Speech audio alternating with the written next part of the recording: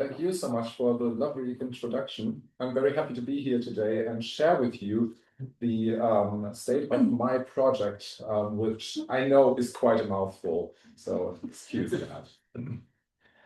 So the basis of this project is really founded in an interest in two core sections of literature learning. So on one hand, we have literary learning and literary understanding as one core component of L1 language learning. And on the other hand, narrative video games as a highly relevant medium to our students today. And what we hope to achieve, by the way, when I say we, I might interchange between we, it's because this project was supported by the Center of Educational Video Game Research in Freiburg, but it was, of course, designed and carried out by me, just so for you not to wonder about that. So what we hope to achieve and what I hope to achieve with this project is two things. Firstly, to guide students to engage on a deeper level through means of literary learning with narrative video games, which they consume on a daily basis, in some cases, maybe on a weekly basis, more or less regular. While on the other hand, exploring the specific potentials that video games provide us to achieve more engaging literary learning, or at least differently engaging literary learning. The basic study assumptions then are that literary learning can be fostered by narrative video games, and this is something that we have been able to see in previous empirical studies already. That the attainable competencies, and this is of course very important, are comparable to those that we would seek to achieve with other media that we use in literature classrooms, but that the interactive elements that video games contain conduct learning differently than non-interactive narratives. How so? Well, there's a quite fundamental difference in how we perceive and receive these narrative media. For example, I'm picking movies as one example of narrative media that are actually already being used actively in classrooms today.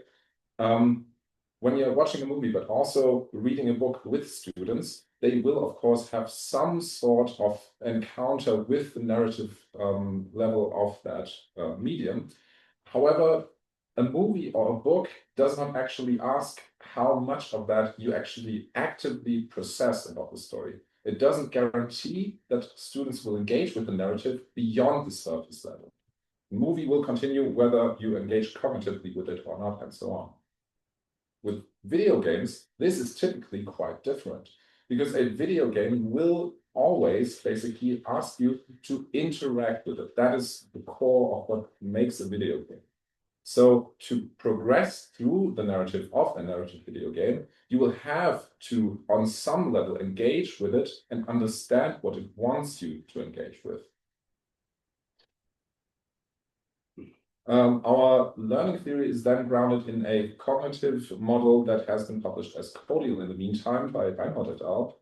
And don't worry, you don't have to read through all of this and process all of this right now. It's just to show you we have a very solid theoretical foundation in this, which is that a digitally enriched instruction serves as an opportunity that students can use, but also have to use in an active learning activity, which can then foster evolving knowledge. And what this study focuses on is then this interaction between the digitally enriched instruction, in this case by a narrative video game, and the learning activities that actually take place in students' heads. So this study's approach essentially is that video games inherently contain prompt structures that foster desired learning activities, and I'll get to you how that works in a minute. And its focus in this case, to just pick an example on which we could seek to empirically assess this, is how game-inherent prompts influence cognitive activation in students with the learning goal of understanding literary characters. And for this, of course, we needed to pick a video game that is specifically usable to learn how to understand literary characters in a narrative. And For this, we picked A Normal Lost Phone, a very charming little game published in 2017 by Plugin Digital, developed by Accidental Queens. So it wasn't us who developed it, we just used it for the study. It is a narrative puzzle game, so the story is very much front and center, but the game presents puzzle activities to the players.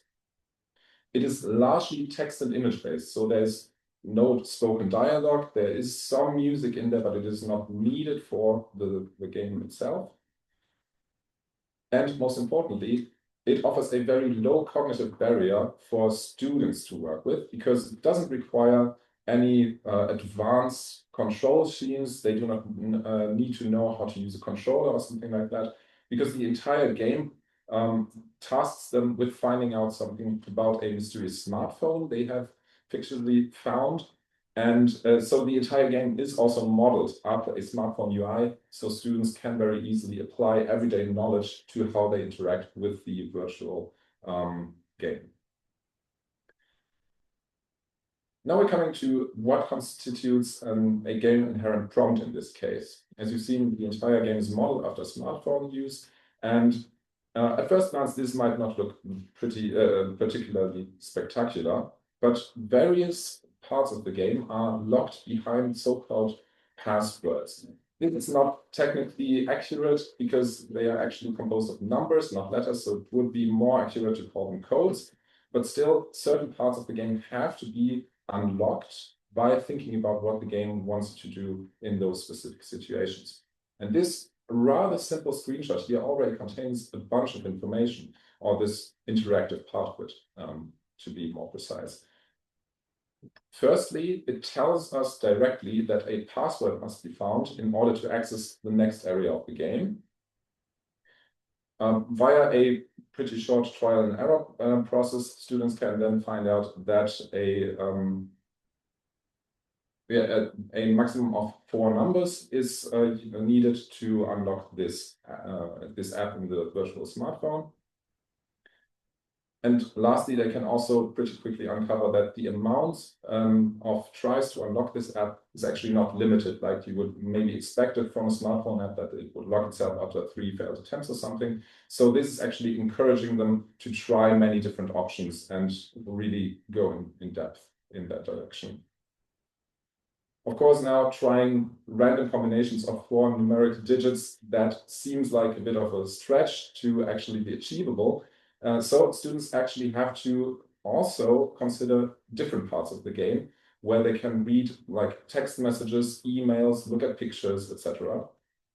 And when they do that, they will also encounter, for example, this email that is crucial to this specific problem at hand, because it tells them that the password in this case, or the numbers that can be considered for it, have something to do with dates that matter to the protagonist of the story.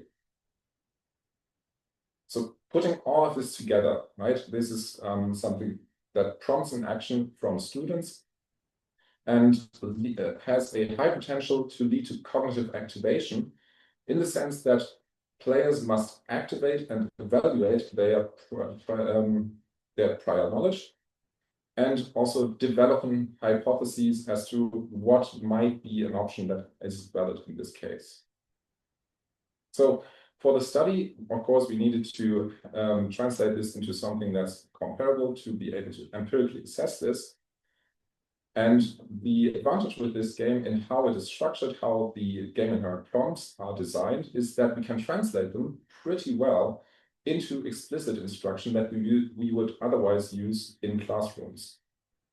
In this example, the prompt can very adequately be translated into try to unlock the dating app profile Sam thing by considering the following. So this is basically just what this area of the game being locked tells players. And then the more crucial part, of course, is which date could be of such importance to the protagonist Sam that the required password could have been chosen accordingly.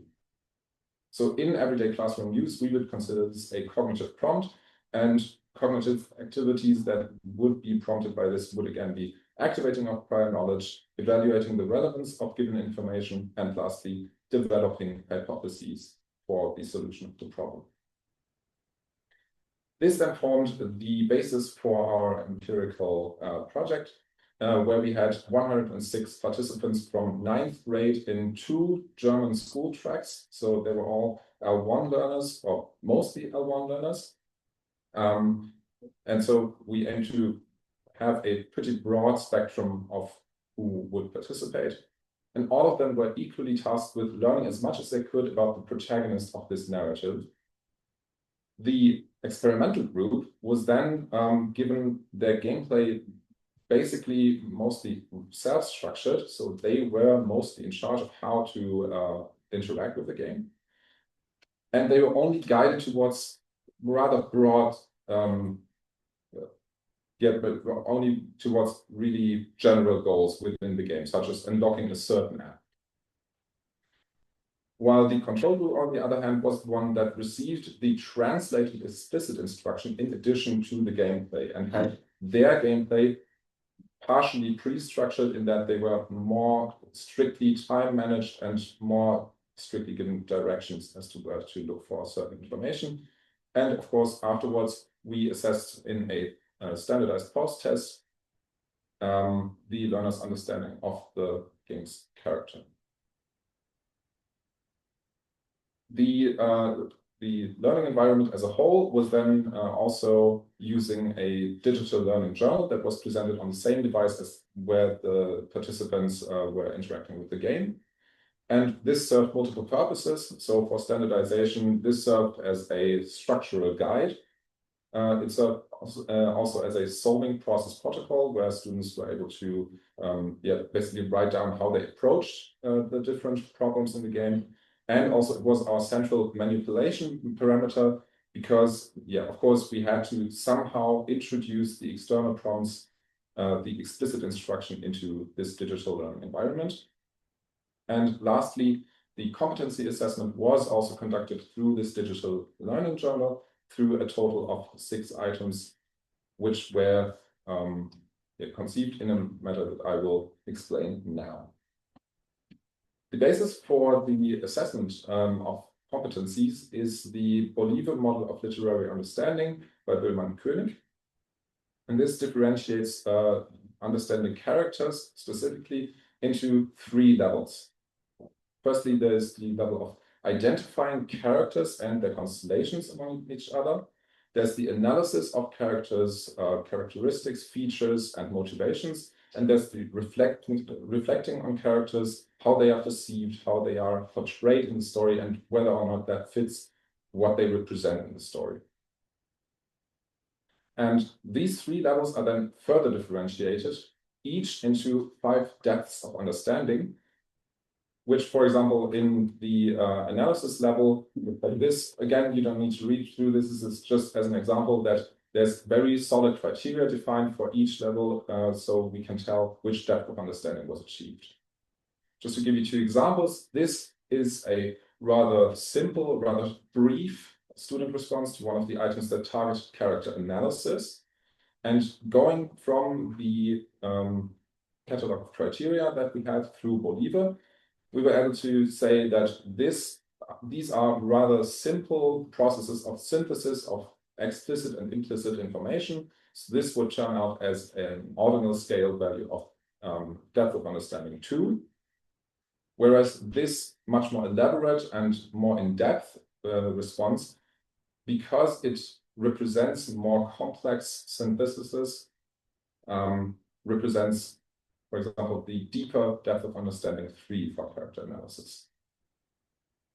We then looked at each participant individually and assessed which value they were able to achieve at a maximum. So between 2 items per level of understanding, we only looked at how high the learners were able to score. And this actually resulted in quite differentiated insight. For level 1, the identification of characters and constellations, we found no significant effect. So this rather simple task of telling which characters appear in the story, which are only implicitly mentioned, and how they interact with each other, this doesn't seem to benefit from game parent prompt. On level 2, on the analysis level, however, we did perceive significant effects. These are Welch t-test values, by the way, so just because we received ordinal scale values out of this assessment, of course, we had to work with that.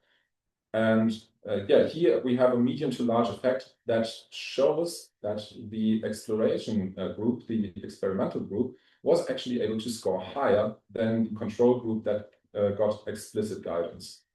Lastly, level 3, the reflection of characters and their portrayal, yielded a small to medium effect, so it is smaller, but still turned out significant and shows that these more complex processes of character understanding seem to benefit from game inherent prompts, and there seem to be beneficial effects there.